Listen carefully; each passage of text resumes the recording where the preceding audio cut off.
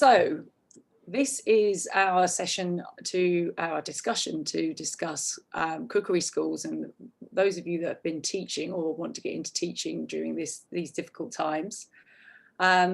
It's, as I say, it's a discussion rather than an actual workshop where we'll be demoing, but we'll hear experiences from a few of our members. But please feel free to contribute your own experiences. I know a number of you have been teaching. I think a lot of us have looked to that as an avenue to earn money during these difficult times. So we're going to kick off this evening with Charlotte, who I can't see presently, but I know she's there. So Charlotte, would you like to give your brief sort of introduction on what you've been doing and how what experiences you've had in during the pandemic? Thank you, Sam. Good evening, everyone. I'm Charlotte Pike. I'm chair of the Guild, and I split my time in normal times between writing, teaching and cooking.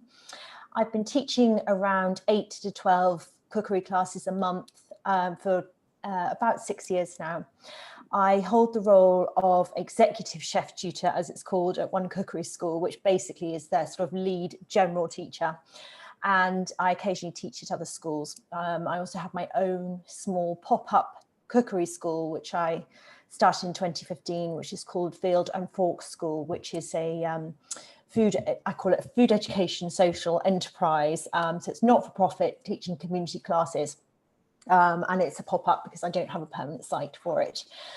I taught my last class in person in March, about a week before lockdown, and ended up with 2 people turning up and everyone cancelling about 10 minutes before the class was about to start. And I have taught some online sessions since then, which have mainly been corporate classes. Businesses have approached me to do, but I haven't done a lot of that.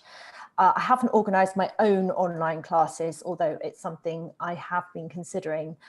I was hoping to get back to teaching in October, but those classes have been cancelled. And as to a return to teaching at other cookery schools, I just don't know if that's going to happen at this stage. So I certainly feel as though I've got quite an uncertain future. I'm wondering about pivoting to online, maybe even running my own classes. But I'm not strong at marketing, so I don't know whether it's the right call for me. So there we are.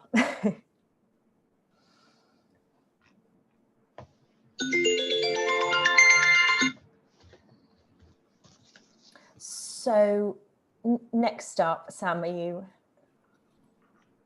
Sorry, I've put myself on mute. I'm following my own advice, but I forgot to say myself on mute. So I was going to move to Sumayya now. Sumayya, what have your experiences been? Okay, so hi everyone, I'm Sumayya Usmani and I am based in Glasgow. I write and teach mainly about Pakistani food and just the sort of food of that region. My teaching has been pretty much 50% of my writing. I've been teaching for about just over 9 years. I was teaching in quite a few cookery schools down in sort of England and in Scotland, but I run my own social enterprise cook school called Kailyard, and we work a lot with the community, but we also teach a lot of different cookery classes commercially as well, obviously being a social enterprise.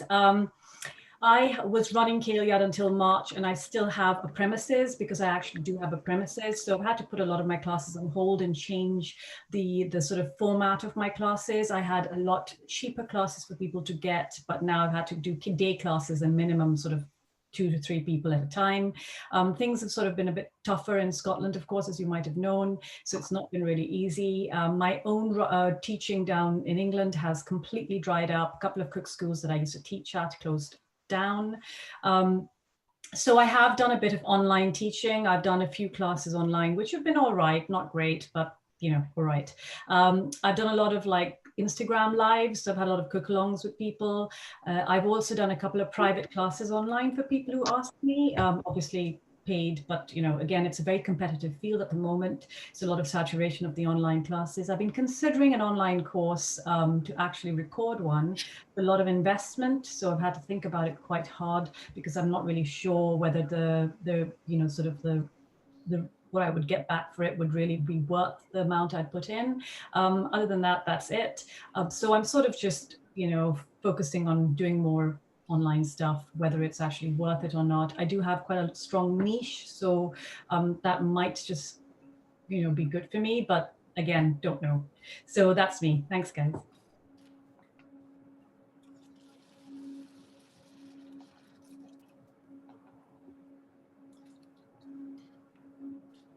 You're still on mute.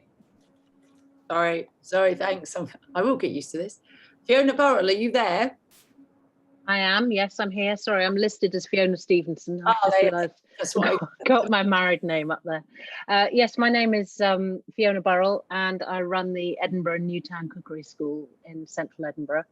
In normal times, we have lots of different courses, 6-month diplomas, 3-month certificate courses, down to sort of 1-day workshops and children's courses, corporate events, all sorts of things. We were really, really busy. Looked like it was going to be a great year. We've been going for just very nearly 11 years. And then, of course, lockdown happened. So during lockdown, I did a few sort of videos to put on YouTube and on the website just to keep things ticking over. We started doing a few online classes. But again, I think, as Maya said, there's a big saturated market there, and they are quite difficult to do, because if you're normally a teacher and a bit of a control freak, knowing what you want, you can't actually see what people are doing half the time when you're doing the online classes. So we still do them, but they're not a big part. We opened the school again in July, so we've been running classes since July. We're running them half full. We're doing just classes during the week and classes at the weekend. We can't do anything in the evening. We can only do 1 class a day because the clean down is so extreme that it takes, every class takes, well, a good 2 hours to clean down. Everything has to be sanitized. Everything has to be washed. And so the costs have escalated, but the revenue has more than halved. So it's quite difficult, but we have a big, expensive premises in the centre of Edinburgh, and we have to somehow find a path through it, which we're doing, and we're being as safe as we possibly can, being very careful with everything. We've put a lot of investment into it, and we carry on, and with hope in our heart, but it's blooming hard work. So that's me at the moment. Thank you, Fiona. Paul, what have your experiences been? Because you're at the other end of the country. Yeah, I'm Paul Bellchambers. I'm based down in South Oxfordshire. Yeah, basically everything stopped mid-March. I do a fair amount of catering, but I had a year's worth of courses booked mainly at the WI, but I do a lot of other teaching elsewhere during the year, more ad hoc than anything else. So the reality was how to find a way, because catering is just not an option, not for me anyway. So I managed to find an opportunity which came through LinkedIn, and that's led to quite a few online cookery sessions as team building exercises for corporate clients. So that's got me thinking about how I do my own online cookery school. That's the challenge, as you say, as the word has been mentioned so far several times. It's a saturating market, but I'm sure there's a niche out there for everyone, and it's just a question of finding it. But I invested in cameras and all the other bits and pieces, and I've been able to set up my kitchen, which is, enables me to actually go through the process of working through, showing what's going on the work surface through to what's going on the cooker or in the cooker. And that's worked reasonably well so far. Obviously, corporates tend to be prepared to spend money. Doing it more on an individual basis is a bit tricky, but there are various other routes that you could take out there as well as doing your own. So the challenging I'm facing is how to set up the website in the right way to manage reservations, bookings, taking money, and all the rest of it. So yeah, it's changed. My catering is gone. The teaching and everything else was probably about 30% of what I did.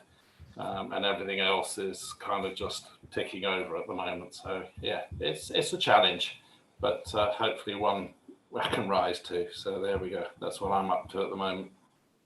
Thank you, Paul. Monisha, you there? Yeah. Hello, everyone. Can you hear me? Okay. Hi, everyone. I'm Monisha Bharadwaj, and I teach Indian cookery and divide my time between writing, teaching, and also doing food history events, talks, and things like that. My cooking school, Cooking with Monisha, is based in London, and I opened it in 2005. In 2006, so at the start, I used to have, hire a kitchen to do my classes. But in 2006, I built a teaching kitchen as part of my home. And things really changed after that because I had the kitchen available to me, and I built up the business on the basis that I was in charge of the premises. And before lockdown, we'd come to a point where I was teaching about 4 classes a week. At the weekends, classes are open to the public, and during the week, it's chef trainings, corporates, private classes, etc. In March, in the middle of March, we went into hibernation. I always say it's hibernation because we will open, and we have opened. Just got a nice message from Elizabeth Lloyd. Come and read. Sorry?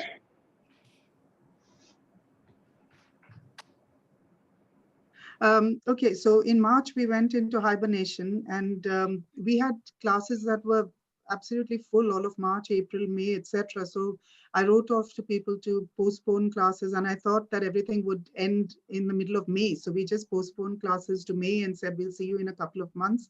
Of course, that didn't happen, and we still continue to push our classes into 2021. In May, I started online classes because someone asked me. Actually, I hadn't really thought of how to run them till then, but someone asked me and I said, okay, let's do a trial. We did one, it was okay. And I started online classes in May.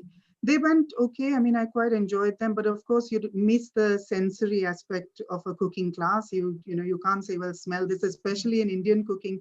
It's so very sensory. You keep saying, okay, smell this and see how the spices change, etc. All that went. But obviously it was the only way forward. So we continued with the classes online. And then in July, we opened the physical school to smaller numbers and lots of cleaning and masks and visors and all of that.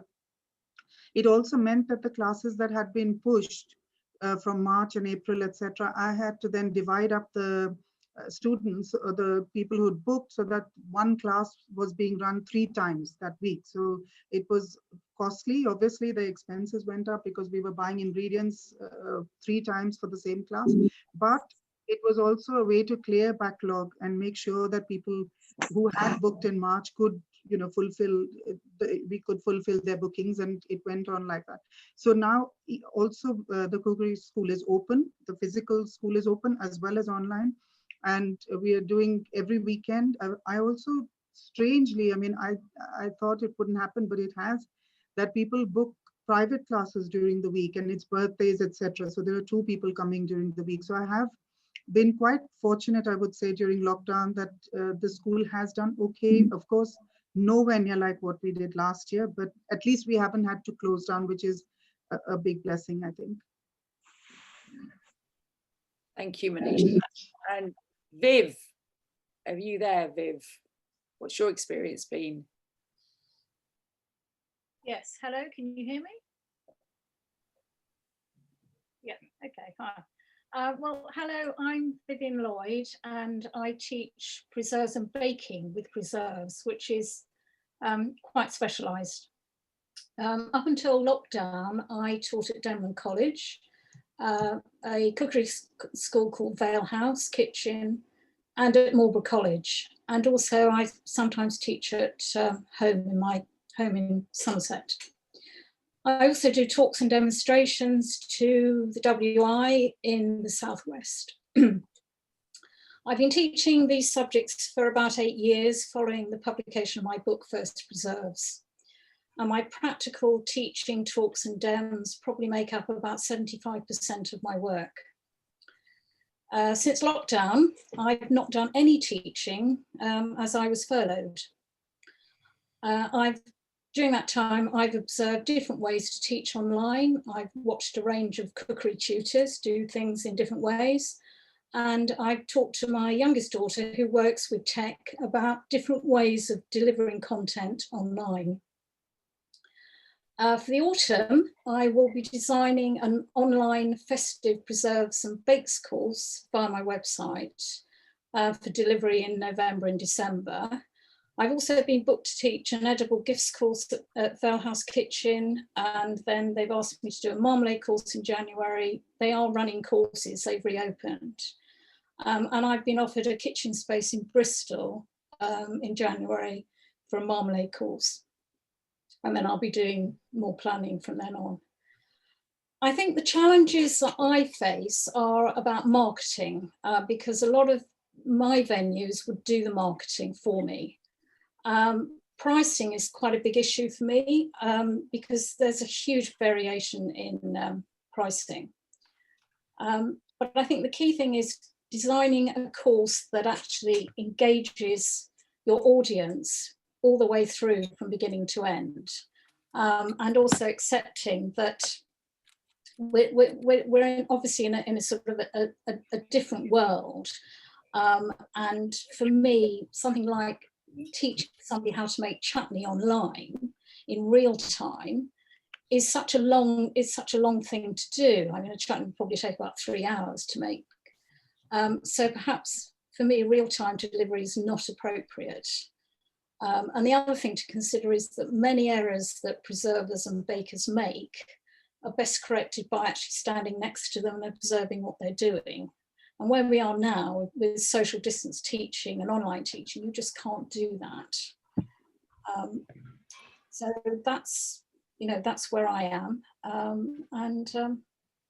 As an observer, I've learnt the importance of embracing technology to provide solutions.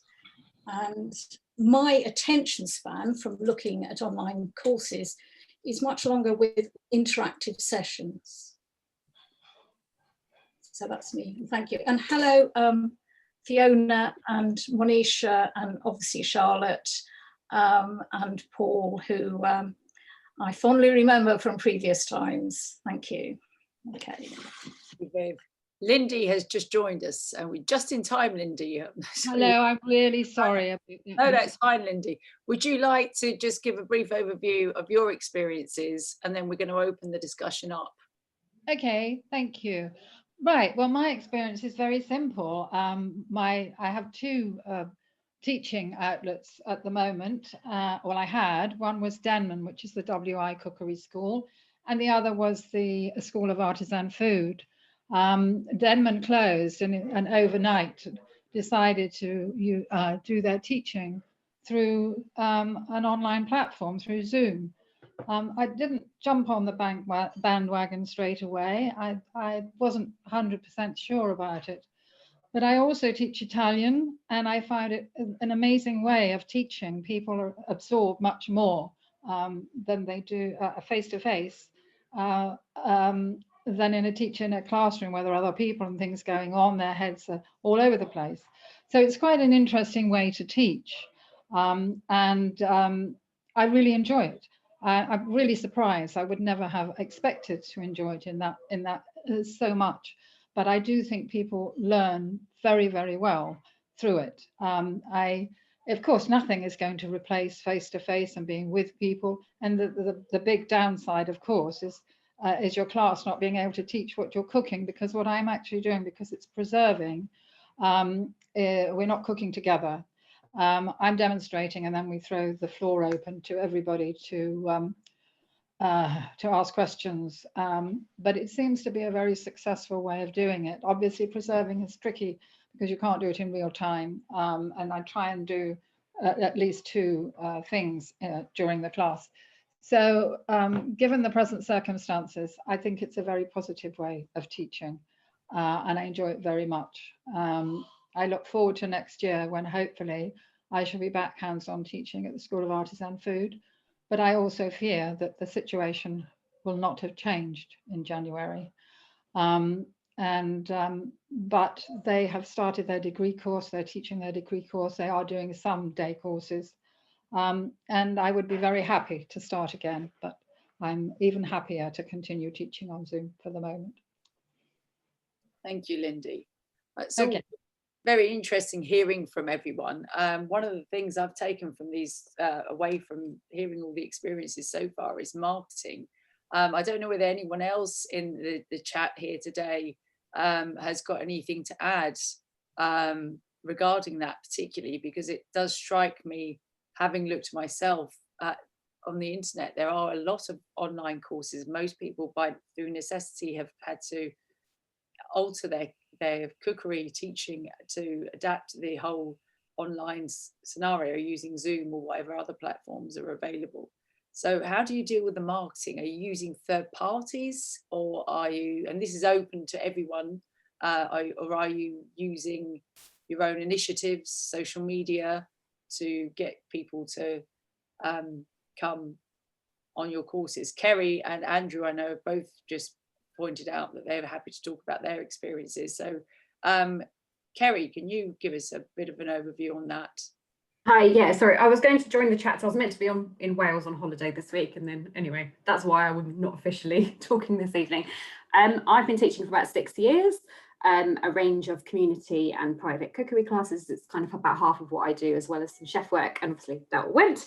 I also work at the Garden Museum running their food learning programme, so that's usually done in person.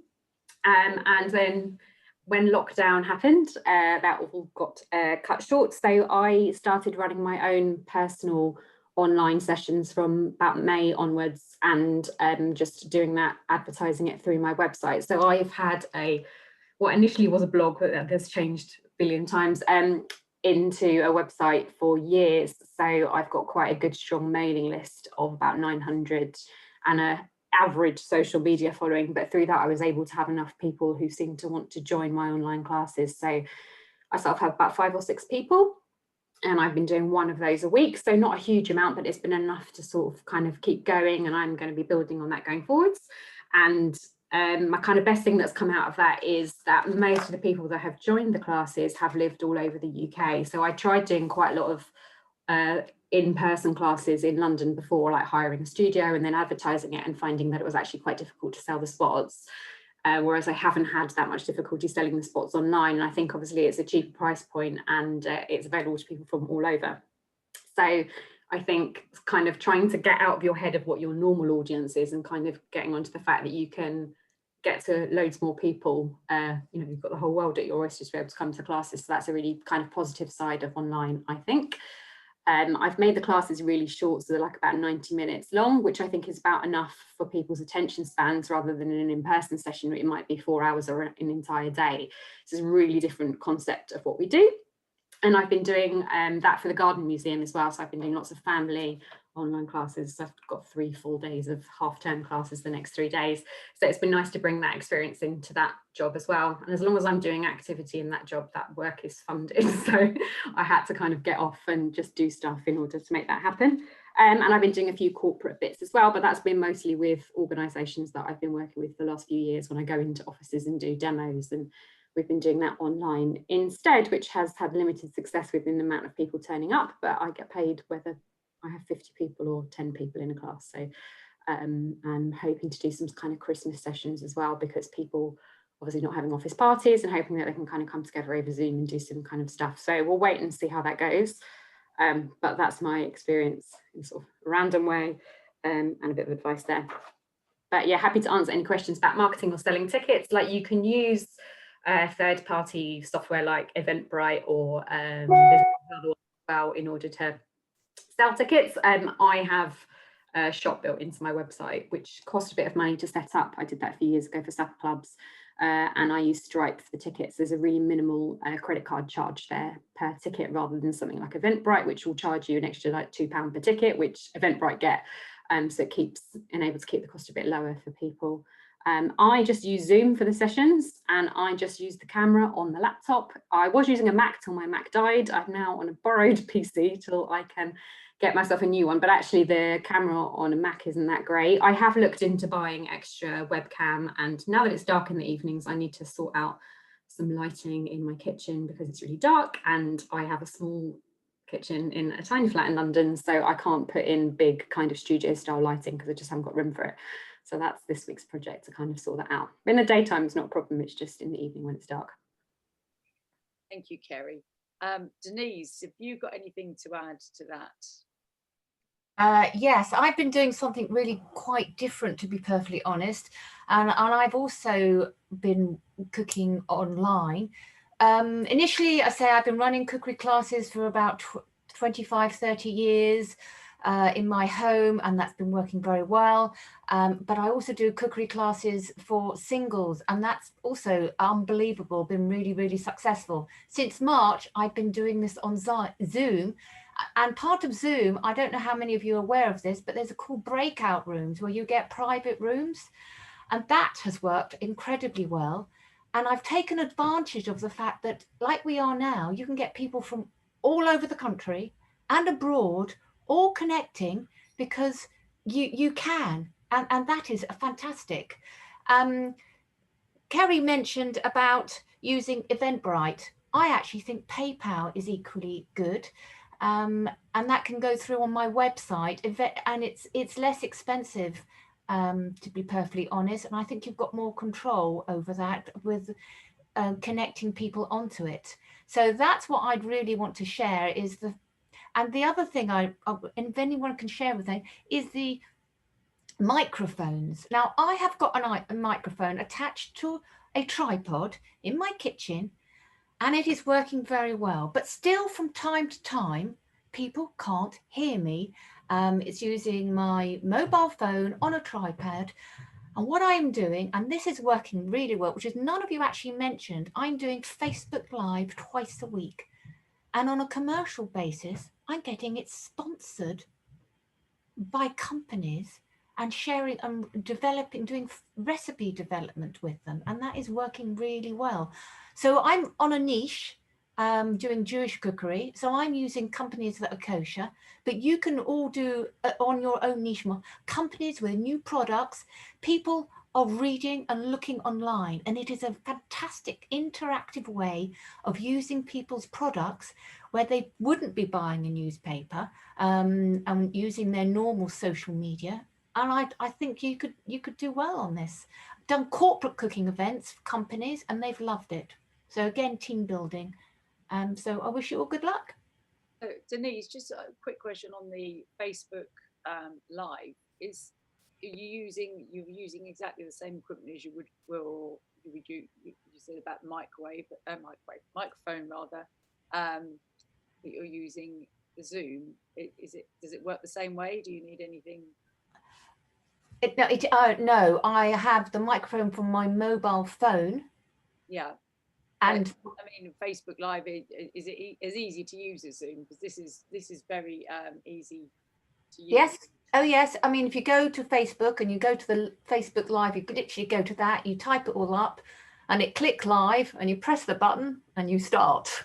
And a tripod is definitely essential because you need to show people what you're doing. And what I have done is actually done 2 portals. So I've used my laptop and I've used my phone when I've done Zoom cookery classes, so that I've got a focus on what I'm doing, and then I can see people to have a conversation with them because I can't see them on the tripod.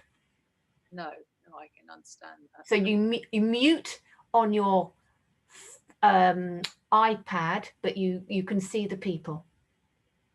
Okay, interesting. Kerry's saying that she did an Instagram live session back in July. How did that work for you? I was very lucky I got approached by them rather than me going to them, and it came at a time when I really needed some paid work, so it was great. But yeah, I just had to do a couple of recipes using their olive oil, and it was meant to be a cook along, although I don't think anybody that watched actually did cook along. But yeah, obviously I did that from my phone rather than the computer, and just set it up in my kitchen in the exact same way, and then I saved it and then put it on my feed, so it's been there forevermore. But yeah, exactly the same concept. I did do a practice run myself beforehand, because obviously there's a lot weighing on it and I wouldn't do that for a class, but yeah, that was good. Both yourself and Denise, if you're being sponsored by a particular product, you're getting paid from them, but the participants didn't have to pay to do the Facebook sessions or the Instagram sessions. Is that correct? Yeah. Yeah. Yeah, there are lots of different ways of doing it. I think you could collaborate with a brand and have it paid, or the brand give. I mean, there's I've seen lots of different ways of people doing online stuff. I mean, I know that like Jamie Oliver's Cookery School have been doing lots of online stuff. So if anyone is stuck for ideas on how to present it, I've had a good look at their website and how they've done that. So that's a good, and the format as well. Lots of good tips. But yeah, you could do it with a product, I think, and charge people, get product to people, or discount vouchers or something. There's lots of other ways that you can be creative, I think, but it depends on who has budget for that kind of thing at the moment. But Denise has obviously found brands that have, so. It's hard, but yeah, I do it. And I give them a package. So I think we can all do that. You know, it's on my newsletter, it's on my Instagram. I charge them for the post, I charge them for the story, and the Facebook Live. And I've had quite a few number of companies taking advantage of that, because it's an interactive way to really show how their product works, what you can do with it. It's everything all of you can do. So C is asking if you approach the sponsors, or did they approach you? Bit of both, but mainly I approach them. I think you've just got to be proactive and on the case. It is hard, but I've just identified certain companies, and it takes time. You've really got to persevere. I got approached recently by a spice company that is very well established internationally, and they've asked me to do a couple of things for them, and they will pay me. So they said, if you do us a couple of Instagram lives, a couple of cook-alongs on Instagram, and a few videos for them, they're going to pay me for them, as long as I use their products in a really inventive, unusual way. So so it's nice being out there and trying to interact with brands that you yourself would use, or if you hadn't used, ways that you could possibly use them in your cooking to make, sort of like open yourself up to another demographic of cooks who do use, say, blends and stuff like that. So it is nice to sort of look beyond what you would do and where your services could be helpful. I've also been approached by a recipe box. So my recipe boxes on Pakistani food are coming out end of the year. So that's a really great, and the great thing is it's all story and recipe and the person who's actually made the food. So it's all about me, but it's really great impetus as well. So it's quite a good thing to look at different ways that you could be teaching, but not exactly teaching, but more getting your recipes out there to other people. So it's worth looking into avenues like that as well. One of the questions seems to be raised, that's coming up, is the issue of equipment that you need to produce these classes. I know a lot of us are probably sat at our desks right now using our laptops or our PCs, but do you need to invest in special equipment? I know Kerry said she ordered one of those lapel mics and it was awful. Paul, have you got anything to say? I know you've looked into this quite extensively. Yeah, I mean, I couldn't rely on the laptop camera, because if you're working on a work surface and then you're working from the cooker, you need to be able to switch between views. And the good thing is Zoom lets you switch between multiple cameras. Now, the only challenge then is, well, as I found out my first actual cookery session online with a client, was because I was using the mic on the laptop. As you turn away, the mic loses you. So you do need another mic. I didn't really want to carry my phone in my pocket, so I did invest in a Fifine. It's battery operated Wi-Fi mic, but it has a lapel mic or a headset mic. That means you're speaking directly into the mic, whether you're looking at the camera or you're working at the cooker or working over the worktop. So I found it works really well, because I use that a lot to record me making recipes. So I do the piece on the worktop, then work through it and to the cooker and all the rest of it. And having the mic and being free means I don't have to worry about the sound. It's not expensive either. Sure, your typical camera that you can plug into your laptop, you know, anything from 20 to, if you want to go high end, 50 quid. The microphone was about £50, but I found it absolutely invaluable for being able to work freely whilst doing a demo online or doing a cookery session online. Thank you, Paul. Yeah, I mean, it is a tricky question, isn't it? I guess it depends how much you're going to use the equipment, how many sessions you're doing. It sounds like a lot of you are doing quite a few sessions, so it probably is worth the investment. Has anyone else got any experiences they would like to share? Could I come in? You can, yes. Hi there. Yeah, I had a restaurant, so we did masterclasses occasionally in the restaurant. But I closed the restaurant in end of September. So, and I did do some online cooking. I also did guest chef at cookery schools, generally midweek. So I'm now looking to try and do more online stuff. Sorry, I've got a friend. Just a moment, darling. And I would say it's probably cheating, but basically the way I do it is I pre-record all the stages of the cooking, and I don't try and cook along with my pupils. I focus on 100% on the screen and just show them the videos that I've done earlier. I'm going to go on mute now. I've got a friend. Oh, very lovely friend. What about price point? That's something that I think is interesting. I had a conversation earlier today with someone who I've been talking to about doing online classes, and their point was that they didn't want to, they felt that the people that are giving the classes shouldn't sell themselves short effectively, shouldn't underrate their expertise, and was told that the feedback they'd had is that they were going at a too low a price point, and therefore people weren't booking the classes because they were questioning whether they were actually going to get value for money, which seems a bit bizarre. So I'm personally interested in the price point issue. I'm guessing you can't charge the same as you would with a person-to-person class, because obviously the participant has got to buy their own ingredients.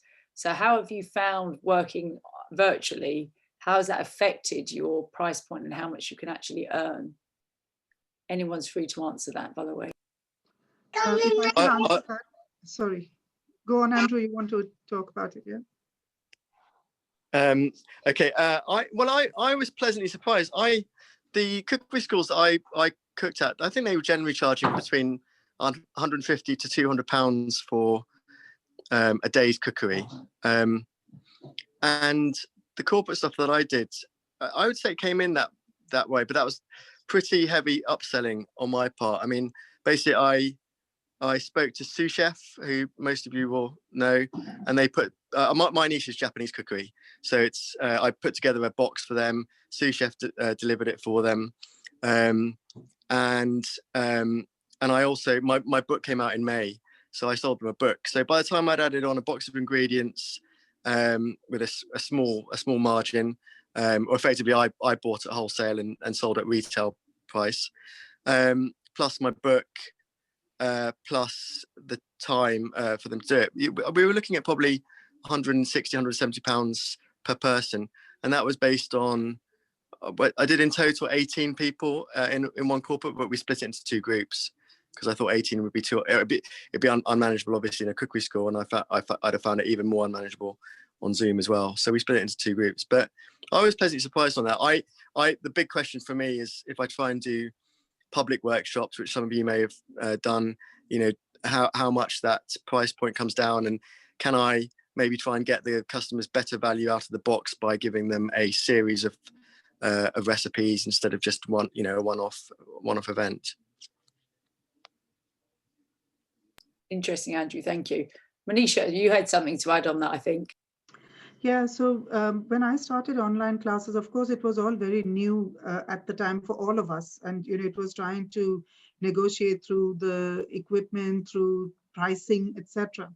And just to go back to the equipment also, I'll talk about pricing in a minute. The equipment that I needed the most, and I thought made the biggest difference, was a cable that connected my router to my laptop. Because at the time, the Wi-Fi was fluctuating so much, so many people were online, that it wasn't always so steady. And I found that getting that cable was the one thing that changed my classes and made them much more stable and so consistent. So that was, I think, the best equipment that I bought. Coming to pricing also, in some of my first classes, I asked the people who had booked, actually, because I priced them at £50 per person for online classes, I think the first couple. And I asked them, I said, do you think this price is right, or do you think we should change it? And they said, well, we think, well, obviously they were going to say less. And they said about £40 would be right. So that's what I've been running my classes at, 39 now, actually. But that's simply based on what the audience said. Sorry, Monisha, they're buying all the ingredients, so you're not sending out a box of ingredients or anything to them beforehand?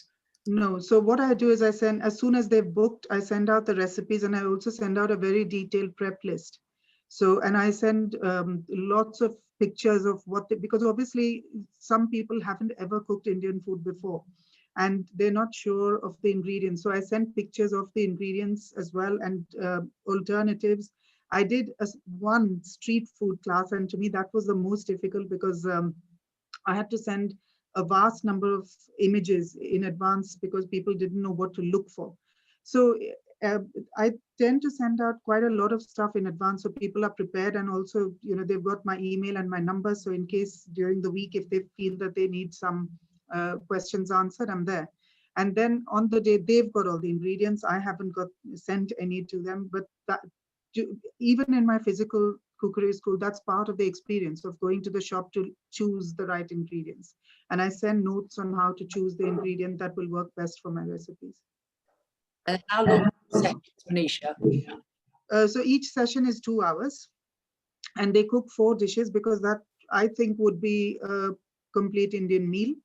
And all the recipes are sent in advance. So they do the prep, I get them to do the basic prep in advance, and things like chopping, etc. They don't need to do that with me.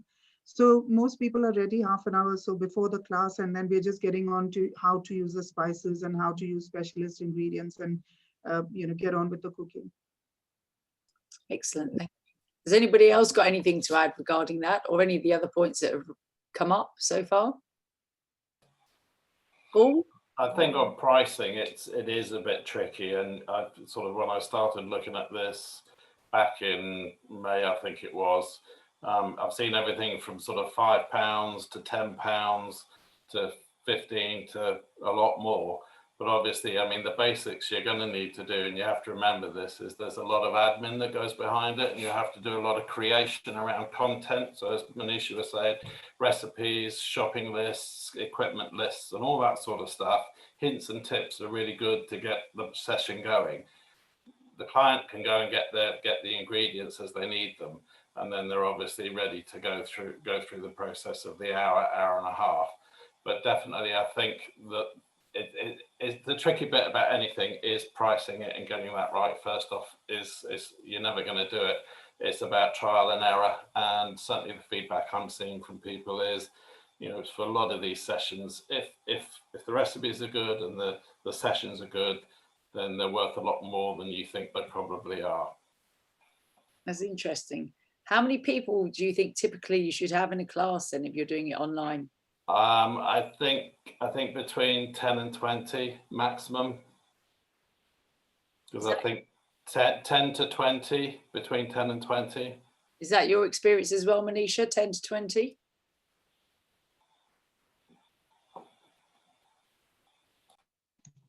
We're on mute. Yeah, sorry. No, I've done corporate classes which are up to 10.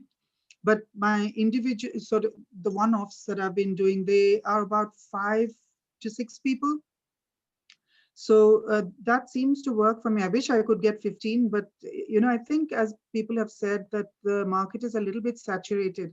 And at the start of lockdown, in April and May, people were looking for things to do online. I did some Facebook Live events for some companies then, and it was all very exciting because people wanted something to do during the day when everyone was home. Since the July, August, suddenly there's so many events online and so many things to choose from. All of us, I'm sure, every evening I've got 2 or 3 invitations for events, some ticketed and some free, but there seems to be a lot.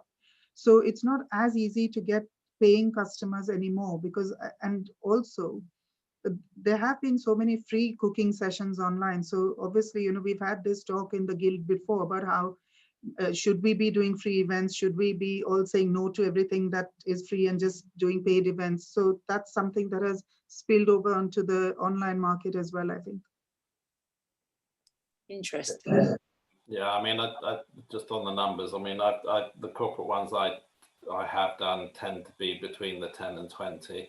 I think if you're doing sort of like a private or an open course, yeah, it's going to be tougher now than it used to be. But I still think pricing wise, you've got to recognize that it's not just the hour or hour and a half, it's all the other bits that you do into that, the prep work and everything else. So do people feel that they're underpaid then for this sort of style of teaching generally? That's a difficult one to judge, but I think, I mean, as I say, I know that there is one group out there doing sessions for £5, but they're then banking on getting between 50 and 100 people on the course or on the session, which given their catchment, they can possibly do it. But I still think, that's the sell them low, stack them high and sell them low sort of approach. And I think it's got to get more refined. So I think from a marketing standpoint, it's best to find a niche, like Kerry has, and obviously yourself, Andrew. There's a niche there either in the type of food or the style of presentation or whatever it happens to be, or the area you're in. There is a niche that we can all work to. How much do you think it is that people are buying the presenter themselves? Because obviously if you're dealing with 100 people signing up at £5 a pop, as a presenter, you're not going to be able to field all those questions, surely. Sure. So how important, those of you that have done the sessions, do you think it is to have that personal interaction that you would normally have? Viv was saying it's hard, and Lindy, when you're doing something like preserves and you can't be with that person in the kitchen to look into the pan and see what's going wrong or right, as the case may be. So, I mean, is it better to keep the numbers down, do you think, perhaps for that reason?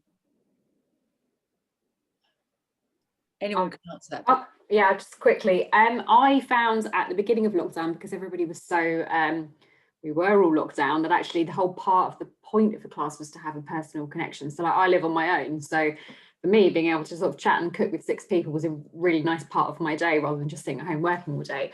And I've done a few corporate sessions where there've been about 30 or 40 in trying to even encourage people to turn their cameras on. So it was basically like I was just presenting a TV show for 90 minutes, which is fun, but you don't get any of that. I think the whole point of cooking and cooking together is to have that connection. So I think you need to think about what you want to get out of it. If you're quite happy just to broadcast and to share what you're doing and not worry about, the connection. But for me, the connection is about building a community and building that conversation and dialogue with people. So I've had 50% of people who've booked my online classes have booked for a second class. So I was like, that's a really good show that they've enjoyed what I've been offering. So hopefully that whole kind of connection thing. But obviously I'm only having 6 people at most in my personal classes, and that doesn't bring a huge amount of income. Could charge more, of course, but that's my point of view. I think it's about connection, as it would be if you were doing it in. Yeah, interesting. Sam? Yes. Hello, I'm Kamud from the Cooking Academy, and we've been doing a lot of corporate events, and although we get a number of clients that want to have 30 and 40 people on the call, I do try and encourage them to keep their numbers low in order to make it as interactive as possible, because once you lose the interaction, it's almost like looking at a YouTube video, because if you've got more than 20 people on a call, it's impossible to keep track of what they're cooking, how they're getting on, and making sure that everyone's still cooking with you. So in the initial dialogue with the client, we do try and encourage them to keep their numbers smaller and have more sessions if at all possible, so that the employee actually gets more out of it rather than just doing it for the sake of doing it. So I think although corporate clients might like to have larger sessions, I don't really see how that can be team building. I don't know how people cooking in their own kitchens in silos, if it's not interactive, I don't think they're going to get as much out of it. No, that's interesting. Another thing that strikes me is if you're using Facebook Live like Denise and Instagram, surely you're limited, aren't you, on the interaction you can have? So yes, it can become quite chaotic actually. If you don't, if you can keep your numbers as small as possible, then that's, although you don't make as much money, it's about the company getting, and the employee, I'm talking about corporate clients, getting as much out of it as possible. Celia, you have a question for Sumayya specifically regarding videos. Would you like to pose that question and then Sumayya can answer it? Celia? Sure. Yeah, hi there.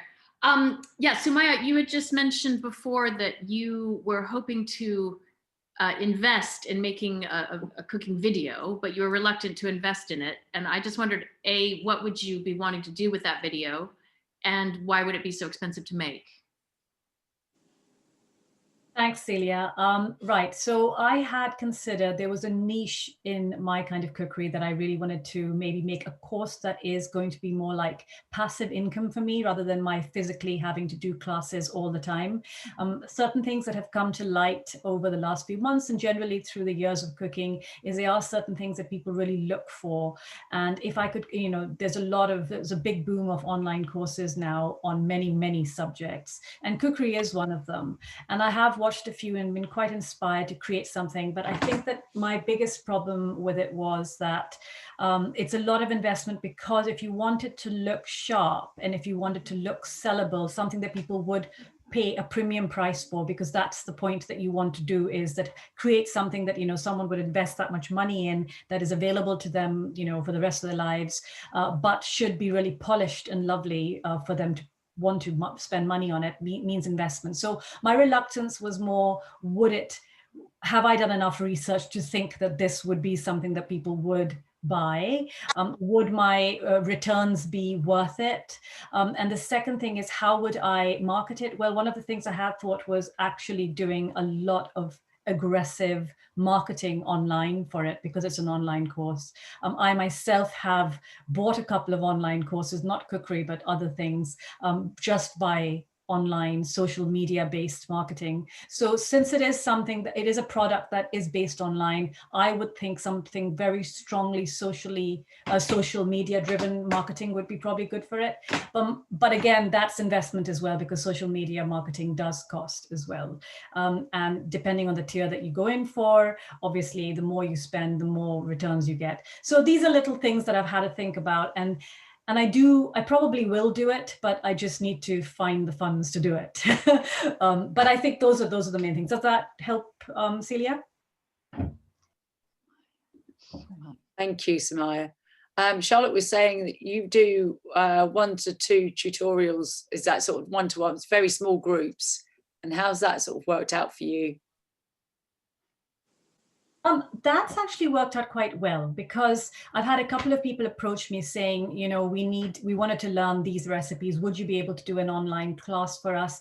And people have actually paid that money to receive that personal attention, because I think, either they like my books or they really enjoy my recipes. So it's an opportunity for them, and they've not been based in, say, Glasgow or generally anywhere near me. And it's really helped them to connect with me as a writer and as a cook. and a teacher. And I think that that novelty of working with someone live, you know, one-on-one, something you wouldn't be able to get, say, if you lived in America or Australia or something, but you actually can do that because it's available, is something to look at as a point. Because if you have a good platform and if you have a lot of followers who really love what you do, I think it's worth offering that you can get one-on-one bespoke classes for me. So what I do is I give them a menu, say, would you like to do festive dishes? Would you like to do this? Oh, we'd really like to learn XYZ. I say, right, we can make a bespoke menu for you and create that program just for you. So your price point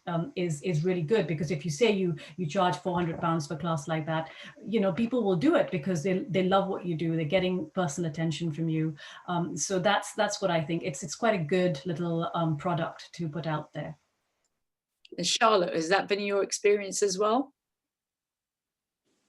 Well, I just started it at the start of lockdown because it's something that I was asked to do, and I did have some interest in that. I've not sold that many places, but I charge £100 an hour for that, which is steep, but I'm really keen to try personally and maintain the sort of the price that I charge for classes, because I'm concerned about sort of personally getting into a tricky position by reducing the prices and then struggling to sort of get them back up later on.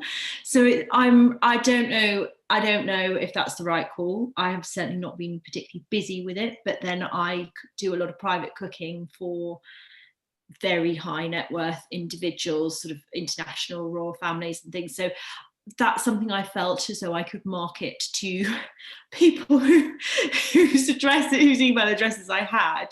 Whether or not that's the right thing, I just don't know. But I'm keen to try and make sure that there is a business for what I do in the future as well. I mean, Fiona, what are your experiences in terms of the cookery school? And you know, you've been you've been maintaining your prices? Have you found that people are still prepared to pay what they were paying before? Yes, I mean, I think for practical in-person classes, we're just charging the same. Actually, I've put the prices up for next year and people are booking them already. And this is not for online classes. This is for in-person classes. I think, I know we've been talking mainly about Zoom and online and all that, because that's the position that most people are having to move into. But I would say it's not going to be forever. And actually, you know, what I've found is that we had to do an awful lot of cancelling people, and you know, like Monisha said, we had to cancel people, and then we thought, oh well, we'll have it in June. Well, in June we had to cancel them again, and so on. And you know, even our 6-month students who were meant to be coming to us in March started in September, and we have 8 of them rather than 16 because we have to have half the number. But they are so grateful for being there. They're so thrilled to be coming in every day and cooking and learning.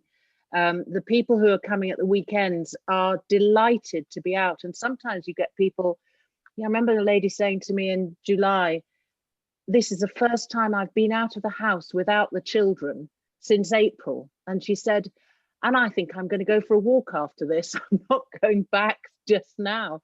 And I think people are thrilled. But from our point of view, there is demand. We have to monitor it very, very carefully, and we have to run the classes incredibly carefully because we have to follow so many guidelines. We have to be really careful with everything that we're doing. When they arrive at the door, we send them a great long email before they arrive, telling them what to expect and what's going to happen. When they arrive, we have an infrared monitor. I mean, it's not a camera that we hold at them. They actually stand in front of this thing, which cost a lot of money, but you know, it was worth doing. They stand in front of that, they get their temperature monitored, and they're allowed in. They sanitize their hands, they're wearing face masks, Once they get into the kitchen and into their positions, and we've got enough distance between them and we've got perspex screens between them, then they can take their face masks off. We wear ours the whole time. I tried to begin with visors, but Nicola Sturgeon told us we weren't allowed to wear just visors. We had to wear face masks as well. And I thought, well, if I've got to wear both, I'll just wear the face mask. So we do it very, very carefully. We have to make sure everybody is happy, everybody is comfortable. But the demand, I can assure you, is there. And I think that when this finishes, there is a huge pent-up demand for it. If you think of what the restaurants were like when people were allowed to go back into restaurants and you couldn't get into them because there were so many people going in there, I think the demand will be back for things like cookery classes. So I want to sort of be a bit optimistic, really, because I think it's been such a difficult time for everybody to find where they're going with this. But actually, I think that in the future, when we're able to come out and play again and, you know, be normal again, which I don't know when that will be, but I do think that people will be back in the kitchens wanting to learn from you all, and learn your skills and your experience. So I sort of would quite like to, you know, feel quite optimistic about it, really. That's lovely, Fiona. I think there's a great sentiment to go away with from today. Vivien, did that answer your questions regarding the pros and cons of teaching socially distanced groups? Yes, yes, thank you. It did. In that I am, you know, I'm due to do one of those in November, and so I've got a certain amount of anxiety. I'm sort of just wondering how it's going, you know, how it's going to work. The group I will be teaching a smaller group. I mean, it'll be about half the size of a normal group, and then looking ahead to sort of January, I'll be running a course in a kitchen in Bristol that I've been offered, which is very nice. And again, you know, I'm sure in January we will still be where we are. I mean, I think it was great that Fiona did sort of talk about the future and how there was this demand, and I'm really pleased to hear that, because I did wonder at the beginning when we had the whole, you know, when we went into lockdown, that bearing in mind there's obviously a huge economic hit as well as all the other things that are going on, and I did wonder when it was over whether there would be people would think in terms of what they wanted to do in free time, or whether it was whatever it was in terms of cookery, whatever brought them into it, that they might think, well, you know, is this a priority? So I think it's good to hear that Fiona thinks that it, you know, that it's still there. I mean, from my own, you know, the way I look at it as a, you know, a student looking at it from the other side, I've got a huge demand, you know, an interest to learn stuff that hasn't gone away, and I'm sure it'll still be there in the future. So thanks for that, it's helpful. Can I just say also, Vivien, if you want to, any tips or anything that we've done that would be helpful to you, do send me an email, you know, with any questions about it, and I can tell you exactly what we've done and how we've done it, and I'm happy to do that for anybody. Thank you, will do. Okay. Thanks. B, we would love to hear your thoughts on your PhD research you've done on online cooking. Please, could you share them with us? Okay, well, just a little. It's so great to be here listening to you all. I'm so impressed. I think the way you've transformed a lot of your business and your work is really great. I'm not going to talk for long because I could talk for ages, but I'm not going to. But just picking up on some of the things you've mentioned, there seems to be like 3 phases that you're sort of been going through. The lockdown, which is quite particular, you know, everybody wanted to do something and it was wanting to connect. Then there's the now, which is sort of uncertain and trying to figure out, people who are kind of not quite wanting the social, but they're also wanting to learn more. It's more corporate, taking a place in the kind of setup of these online cooking courses. And then, as Fiona was just talking about the future, you know, being optimistic and seeing what could happen, and people being hungry for the courses again. So I think all those things kind of play out into having to be even more adaptable than you already are. And I think it's great what you've done. I mean, you know, adapting your homes, adapting your work. And I think you're great at adapting. As chefs, you're really good at that anyhow. I'm a participant in a lot of these classes, just as part of my participant observers role. And I sort of write notes and I learn. And some of the things you've mentioned are so key to the things I'm finding. You know, there's the social, there's the performance, there's the live commentary version, there's the blended, which I think Fiona's kind of, you know, referring to, where you do a bit of physical and a bit of online. And what I've seen a lot of that has been quite pleasing for me as a participant is that there's a co-host, someone who's there, who does the sort of techie stuff, and then the chef is allowed to get on. I feel much more relaxed as a participant doing that, because the chef, however good they are with the tech, they don't have those problems with sound, etc. And then just a couple of other things for now, but I'm happy if anyone wants to write to me. I'm a member of the Guild of Food Writers. I used to do more educational cooking workshops. I think some people have mentioned already linking into existing kind of companies, etc., that you work for. So piggybacking, like the Garden Museum was mentioned, but being a collaborative, being groups of people, putting on a series. And I'm joining more series than one-offs, because I find that I connect to people, and then we begin to talk about the sensory aspects of food a lot more, because it's quite an intimate thing. So I'm enjoying the series more than the one-offs.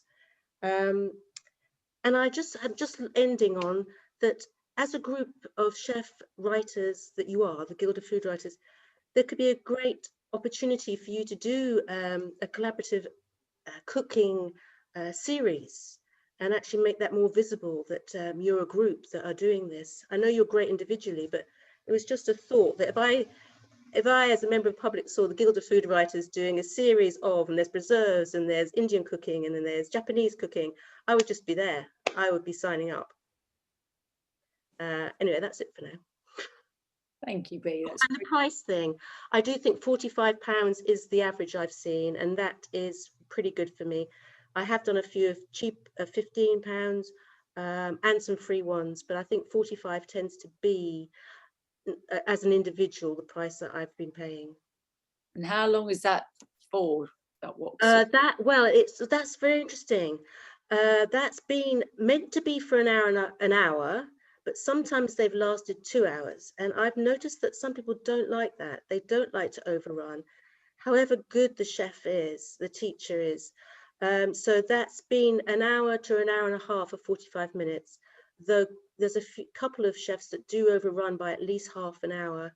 So it ends up like 2 to 2.5 hours.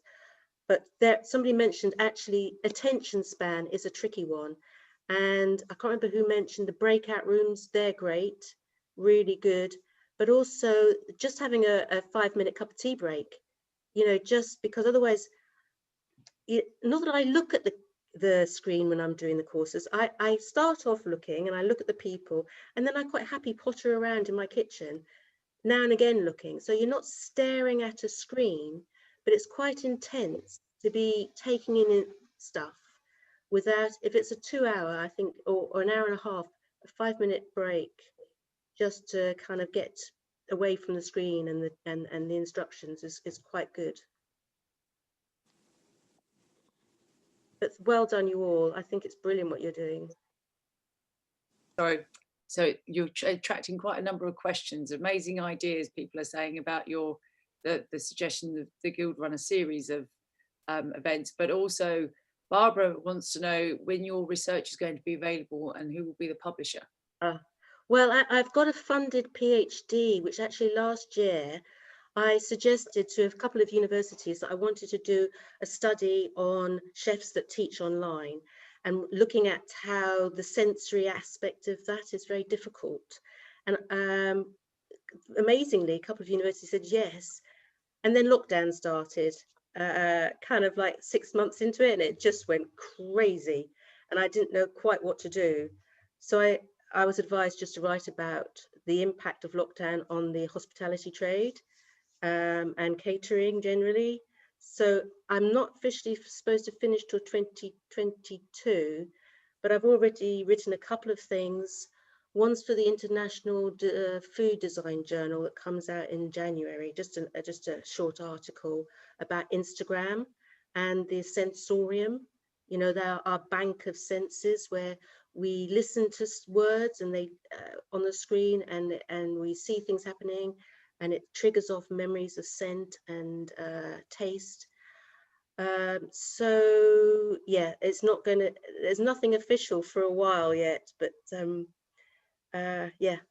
We shall look forward to it. Thank you. And another question from Olivia was, is the price that you're talking about, the £45, is that for a cook along or just a straightforward demonstration? That was been £45 has been for 3 different chefs who do small group cooking. So it's not a cook along, it's sort of interactive. The cook-alongs I've done have tended to be charity raising money things, and there's a kind of a link, and you pledge some money. Yeah, so different. I think the money thing is quite interesting because as a participant, it's quite difficult to understand the different ways of paying. Some easier than others, and I really feel for all the admin you have to do. Of all the, you know, back and forth, it's just, you really are putting it so much into it. So anything you can think of as a collective to streamline that, to find the really good model that you know. Oh, one more thing, the digital divide. There's lots of older people, my mom included, who would love to do these courses. I've tried twice to get her on. She can't cope with it. She can't get on. And I know some tech companies have got this idea, I think Facebook was one, where these older people or people who aren't digital natives can press a button and it all happens. But that's another thing. There's a lot of older people at home still who aren't going out as much, who would love a series. Yeah, you're right. I know I've had the exact same experience with my parents. My dad, bless him, drives me nuts because he. Anyway, that's by the by. Judy was asking, which Denise, you might be able to answer this question. Is there a structure or agenda when people go out into the breakout rooms, and how long do they last? Because I know, Denise, you said you choose that. Well, I have used this for the dating events. So it's on a rotation, but there isn't any cooking on this part, but I've used it for the singles event and it's been working really well. How long? Well, I think people get bored, as you've said. We do it just for an hour. And they have 6 minutes in each breakout room. So that's how I've found it. Less is more. Did that answer your question, Judy, regarding breakout rooms? Is there any? Yes, Judy says. Has anyone got any questions? We're going to wrap up, having talked about running over, bringing that point up. We said this would run for 90 minutes or so. We've got 10 minutes left. So has anyone got any questions they would like to ask, either someone specifically or generally to everyone that's here? Can we have an email address for yeah, okay. B, please? For who's? Or B, please. B, yes, certainly, I'm sure. B, are you happy to do that? Can you put it in the chat for us, my love? Fiona has also offered, Fiona Burrell, if anyone has any questions specifically about doing the socially distant classes or classes in person in the current climate, if you want to email her directly. So Fiona, maybe you could put your email address in there as well.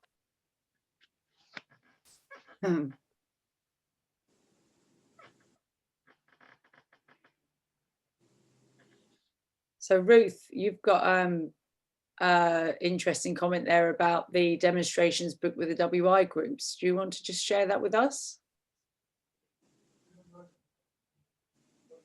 Sorry, was that me? Yes, Ruth. No, Ruth. Ruth said about having booked a number of demos with demonstrations with WI groups, which are mostly postponed because of their numbers don't have the technology or can't use it. I had other people's experience. I do Arabic cookery from my book, and a lot is to do with the spices, and so I got booked by a lot of WIs. Just was paid work just obviously before lockdown, and literally overnight it all dried up like everybody else. So I offered to do Zoom, which mostly for the first sort of 4 to 5 months everyone refused, saying that most of their members couldn't use it. But in the last, well, probably since September, more and more people are getting Zoom as WI committees. And they're paying for the sort of the ones that go longer than 40 minutes. I've been able to do workshops and demonstrations, and I send recipes out beforehand so that those who want to make whatever can do, and they talk about it then, or they sort of ask questions.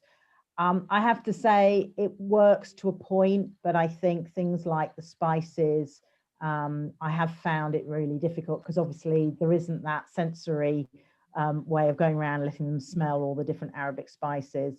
But, you know, people seem to be enjoying it, and they are beginning to book a few more online because a lot of these venues won't, you know, it's an older generation, and I don't think they'll get back together sort of that quickly. But it's interesting sort of listening to everybody, and you know, everyone seems to be very informative and giving very good advice. So hopefully we can all move with it. Can I just follow on from what Ruth has just said? Because I do a lot of work with WI, and I was talking to a trustee from Somerset, and also on the national board of the WI, and her view is that meetings in terms of WI meetings are finished, even longer, because there isn't the appetite for them.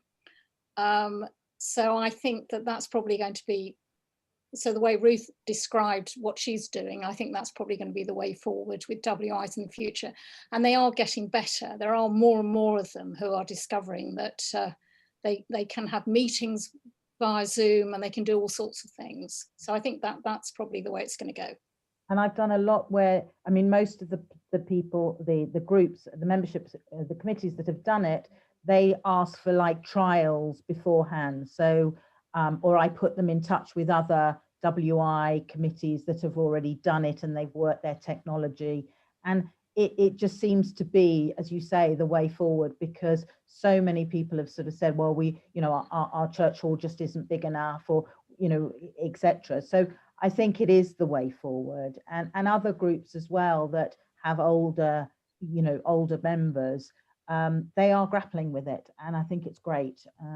But, you know, so I think this is the way forward for a lot of different places.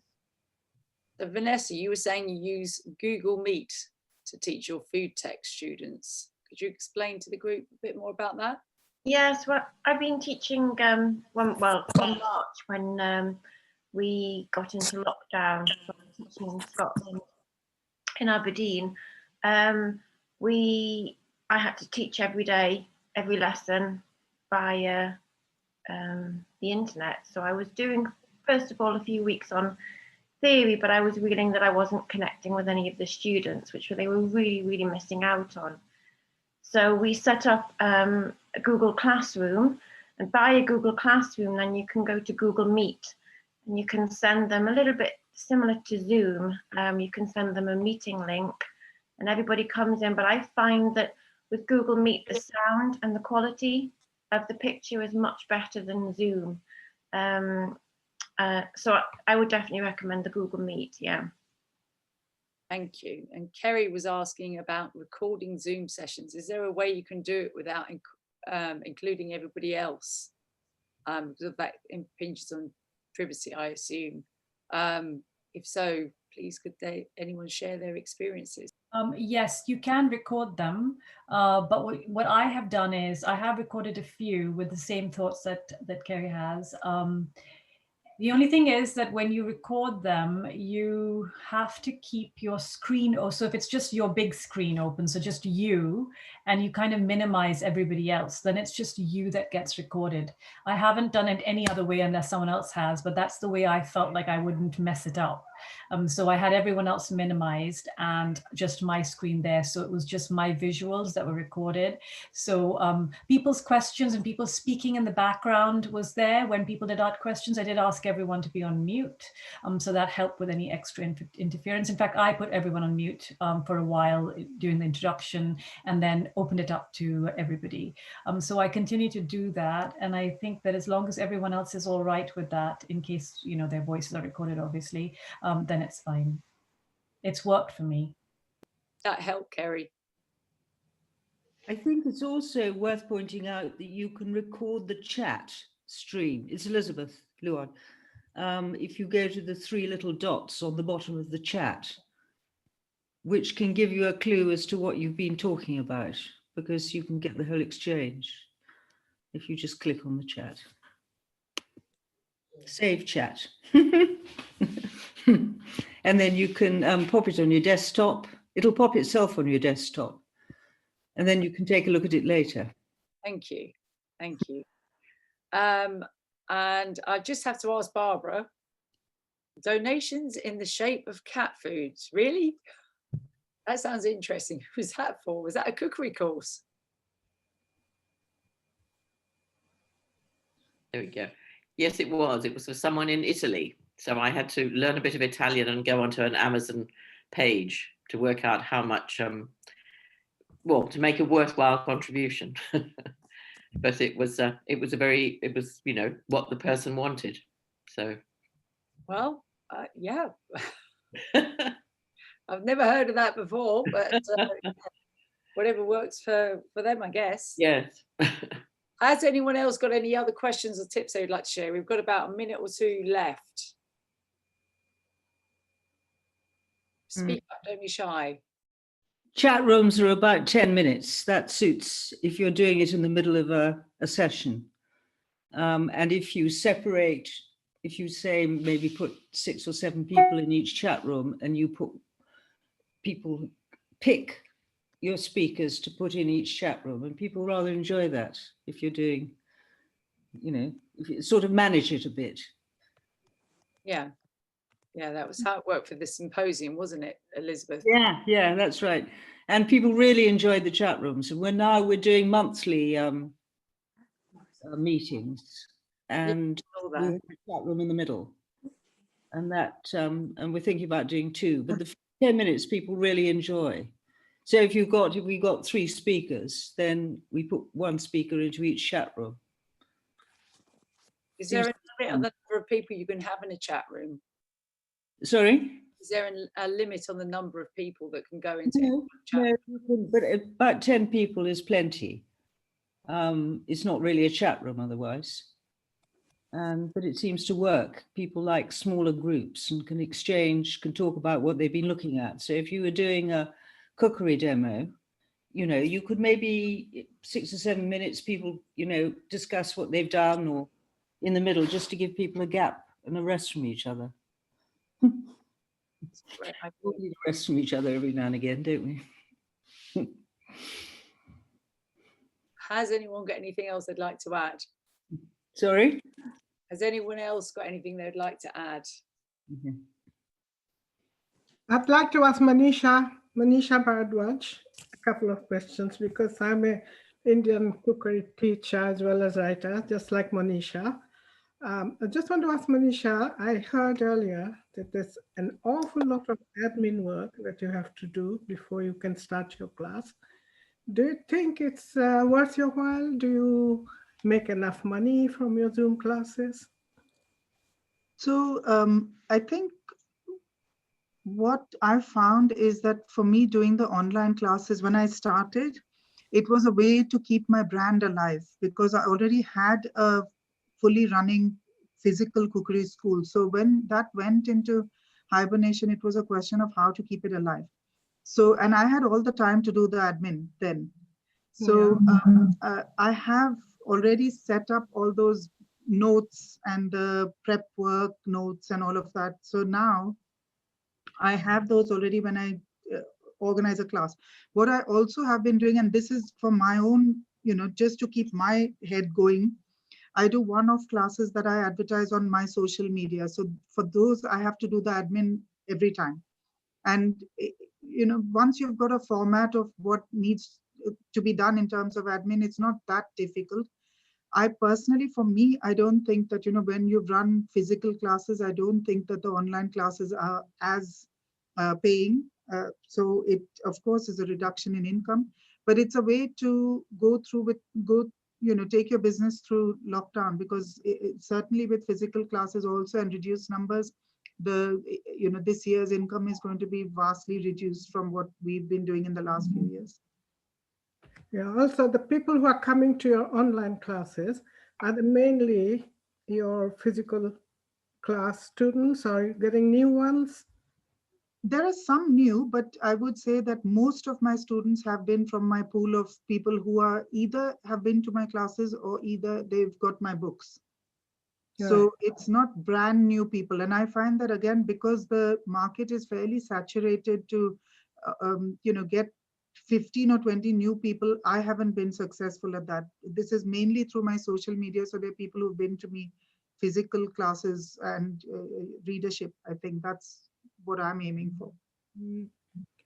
I really do miss teaching. I wish I had continued or started an online cookery class, but I went in a different way just to share my passion with people. So I developed some ready meals and they've been selling locally. So that's keeping me busy. But I do want to start this online cookery class at some point, if time permits me. Yeah.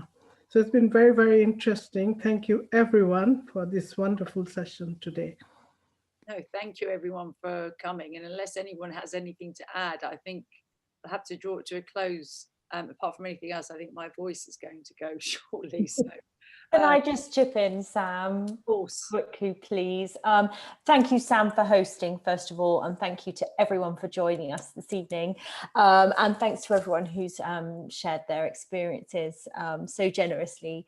I think this is one of the things the Guild can do best, just being able to share experiences, between ourselves in confidence.